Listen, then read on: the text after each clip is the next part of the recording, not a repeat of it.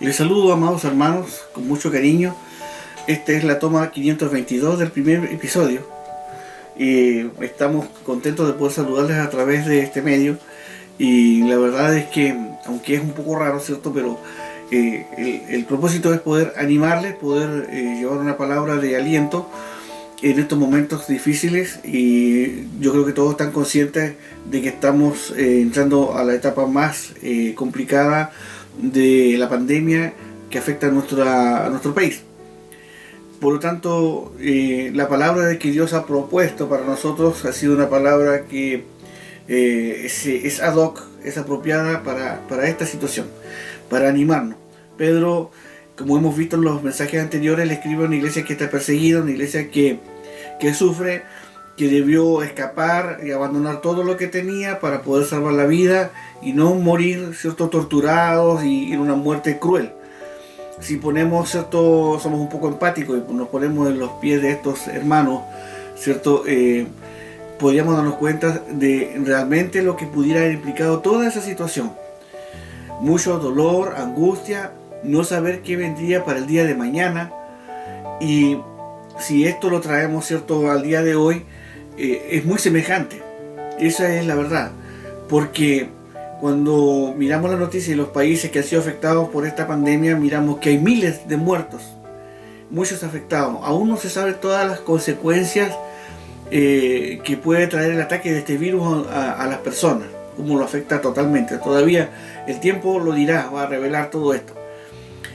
Hoy día, por eso, la palabra que Dios ha puesto en mi corazón para la iglesia es una palabra que tiene que ver con cómo nosotros podemos enfrentar las dificultades. ¿Qué dice la Biblia de esto? ¿Cómo enfrentamos las pruebas y las tentaciones? Amados hermanos, en el plano humano, en el plano terrenal, ¿cierto?, para nosotros los obstáculos que se presentan en el camino, ¿cierto?, son, desde el punto de vista humano, son dificultades. Pero Dios nos ayuda para poder refugiarnos en Él y vencer estas tentaciones y los problemas de la vida. Ahora vamos a la palabra del Señor. El pasaje bíblico es en 1 de Pedro, capítulo 1, versículos 6 al 9, que dice: en lo cual vosotros os alegráis, aunque ahora por un poco de tiempo, si es necesario, tengáis que ser afligidos en diversas pruebas, para que, sometida a prueba vuestra fe, mucho más preciosa que el oro, el cual, aunque perecedero, se prueba con fuego, sea hallada en alabanza, gloria y honra cuando sea manifestado Jesucristo, a quien amáis sin haberle visto, en quien, creyendo, aunque ahora no le veáis, os alegráis con gozo inefable y glorioso, obteniendo el fin de vuestra fe, que es la salvación de vuestras almas. Amados hermanos, con mucho cariño meditemos esta palabra. Si tiene su Biblia, búsquela y examínela con tiempo.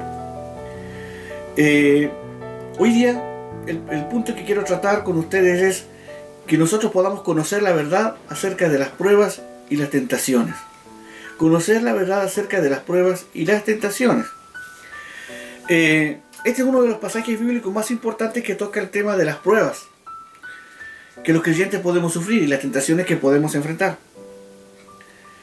En el versículo 6 nos enseña que la vida está llena de pruebas y tentaciones. Todos podemos dar fe de eso, ¿cierto? No hay que ser muy inteligente para darnos cuenta, ¿cierto?, y así decir que esto nos ocurre.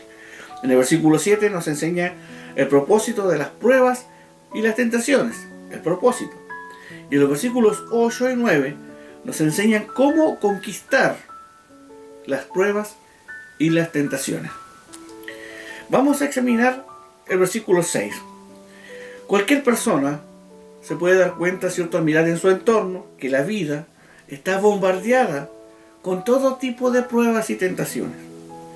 Pruebas como enfermedades, vergüenza pública, abuso, soledad, sufrimiento, pérdida, vacío, desilusión, y la lista puede ser muy extensa.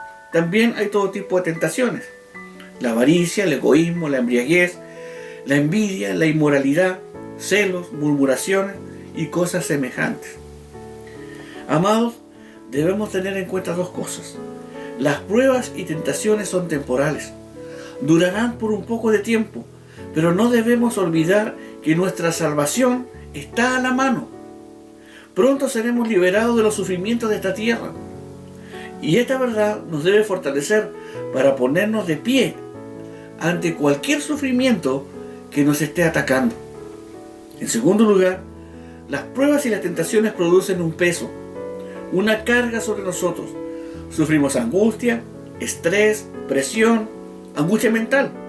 Y la única manera de conquistar algo es enfrentarlo de lleno. Es como se dice en otras palabras, dar la cara frente a frente. Así, querida iglesia, queridos hermanos, escuchen con atención la forma de conquistar las pruebas y las tentaciones de la vida y que podamos en algún minuto recordar esta palabra cuando nos veamos enfrentados a situaciones críticas. El tema de esta porción de las Escrituras. En 1 Corintios, capítulo 10, versículo 13, dice: no os ha sobrevenido ninguna tentación que no sea humana, pero fiel es Dios, que no os dejará ser tentado más de lo que podáis resistir, sino que dará también juntamente con la tentación la salida para que podáis soportar. Dios nos conoce a cada uno de nosotros. Aunque a veces parece que estamos en el límite, tenga fe que el Señor va a llegar en el momento oportuno para rescatarle. Miremos ahora el versículo 7. ¿Cuál es el propósito de las pruebas y las tentaciones? Porque esto no es, amados hermanos, una cuestión casual. Si Dios nos ama y realmente se preocupa de nosotros, ¿por qué permite que pasen cosas terribles? Muchas personas se preguntan eso. Es legítimo. La Biblia dice que hay dos razones. Hay dos razones por las cuales los creyentes son probados y tentados. Primero, la fe del creyente debe ser probada. Y la palabra probada viene de una palabra griega que significa examinar, fortalecer, demostrar que es genuina. Así como se prueba el oro en el crisol. ¿Cuánta gente dice que son cristianos, que son creyentes, pero realmente no lo son? Todos, cuando conversamos con alguien y queremos hablarle de Jesús, la mayoría de la gente dice: no, pero es que fulano de tal que dice evangélico en realidad tiene otro tipo de vida. Y nos avergonzamos y nos da vergüenza de pastores corruptos, de hermanos sinvergüenzas, ladrones, de todo tipo de gente que a lo mejor a veces están en el coro de la iglesia, a lo mejor están predicando en un púlpito, están en un cargo dentro de la iglesia, pero a lo mejor porque dan dinero o por cualquier otra situación están ahí, pero no son verdaderos hijos de Dios. Y entonces Dios utiliza las pruebas y las tentaciones para probar nuestra fe, para ver si nuestra fe es genuina. A veces decimos que creemos, pero en realidad nuestro compromiso es superficial. No estamos siguiendo a Dios, ni le estamos permitiendo vivir a Él dentro de nuestro corazón legítimamente, verdaderamente. Que Dios nos bendiga y nos ayude. Por otro lado, cuando un creyente camina firmemente en las pruebas, el mundo puede ver a Dios actuando en este creyente. Sí, sería fantástico no tener ninguna prueba, ninguna tentación. Pero ¿cómo se vería entonces a un creyente, alguien que dice que cree en Cristo, si no le vemos triunfando sobre una dificultad, si no lo vemos victorioso? Cuando la esperanza eterna que tenemos dentro de nosotros, de la vida eterna, de una vida más allá, y las promesas que están en la Escritura, se hacen vida en nuestra vida. Tenemos que reflejar que eso es real, no por apariencia, sino que sea genuino. Cuando uno pierde un ser querido y tiene esa esperanza que esa persona duerme en el Señor y resucitará en el día postrero, lo voy a extrañar, voy a tener un duelo, ¿cierto? Que es normal en como seres humanos. pero no me voy a derrumbar y la tristeza, extrañarlo, va a ser un proceso, porque luego pronto viene la paz de Dios, porque yo sé que esa persona no ha dejado de existir, duerme, no ha dejado de existir, y lo voy a volver a ver, y va a resucitar en el día posterior cuando suene la última trompeta y Jesús vuelva a buscar a la iglesia para arrebatarla de la faz de la tierra. Y esa palabra que está en la Escritura me va a dar un aliento, una fortaleza que no me va a dejar andar a mí triste y derrotado y vencido por un largo tiempo en agonía y caer en un estrés y una depresión. De esto se trata. Las pruebas, las tentaciones en un creyente genuino van a revelar que Dios está presente en su vida. El Salmo 66, versículo 10 dice: porque tú nos probaste, oh Dios, nos ensayaste como se afina la plata. Que Dios bendiga a la iglesia. La fe del creyente se prueba a fin de demostrar la alabanza, honra y gloria de Jesucristo y del creyente. Cuando el Señor sea manifestado en gloria, junto a Él lo serán los creyentes. Entonces se evidenciará nuestra fe que tuvimos en las promesas de Cristo. Si sufrimos aquí, reinaremos allá. Anhelamos más que Él venga pronto por su iglesia, por nosotros. En el libro de Hebreos, capítulo 10, versículo 34, dice: sufrieron junto con los que fueron metidos en la cárcel, y cuando a ustedes les quitaron todos sus bienes, lo aceptaron con alegría. Sabían que en el futuro les esperaban cosas mejores, que durarán para siempre. Hoy podemos perderlo incluso todo, pero saber que tenemos una herencia eterna, eso nos fortalece y eso nos permite enfrentar las pruebas y las tentaciones sin ser destruidos. Finalmente, en los versículos 8 y 9, queridos hermanos, debemos tratar de saber cómo conquistar las pruebas y las tentaciones. Ellas no deben vencernos ni romper nuestros corazones. Hay personas que no se refugian en el Señor, pues ustedes saben que la Biblia dice: el que habita al abrigo de Dios morará bajo la sombra del Omnipotente, que Él va delante de su pueblo como un poderoso gigante. Entonces, si no nos refugiamos en Él, obviamente podemos ser destruidos. Enfrentar una prueba puede descorazonarnos. Pero para que esto no ocurra, ¿cómo debemos conquistarlas? Debemos conquistar las pruebas, usarlas como escalones para tornarnos cada vez más fuertes en la vida, como peldaños. Y usted va a preguntar: ¿pero cómo las vamos a conquistar? Mediante nuestro amor a Jesucristo, en primer lugar. Mediante nuestro amor a Jesucristo. Dicen los pasajes bíblicos que leímos, en el versículo 8 y 9, dice: no le vemos, pero le amamos.